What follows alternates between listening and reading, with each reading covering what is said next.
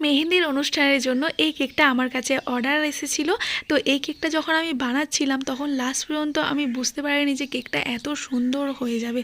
তো তোমরাও অবশ্যই লাস্ট পর্যন্ত দেখো আর কমেন্ট করে জানিও যে কেমন হয়েছে কেকটা। তো প্রথমে আমি ডিজাইন করছিলাম কিন্তু ঠিকঠাকভাবে আমার আসছিল না, মনে হচ্ছিল যে ডিজাইনটা খুব খারাপ লাগছিল বা হবে কি না, যদি না হয় এটাকে আমাকে আবার তুলে প্রথম থেকে করতে হবে। তারপরে ভাবলাম যে মনে মনে আগে ডিজাইনটা কমপ্লিট করে নিই, তারপরে দেখব যে কি হচ্ছে না হচ্ছে, তারপরে আমি প্রথম থেকে করব। এই মনোভাব নিয়ে আমি কেকটা করতে আরম্ভ করে দিয়েছিলাম।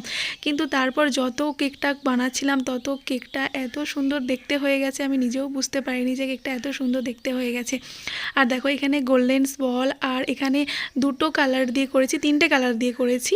ইয়েলো কালার আছে, অরেঞ্জ আর হলো যে গ্রিন কালার দিয়ে পুরো কেকটা ডেকোরেট করেছি। তোমরা কিন্তু অবশ্যই জানিও কেকটা তোমাদের কেমন লেগেছে। তো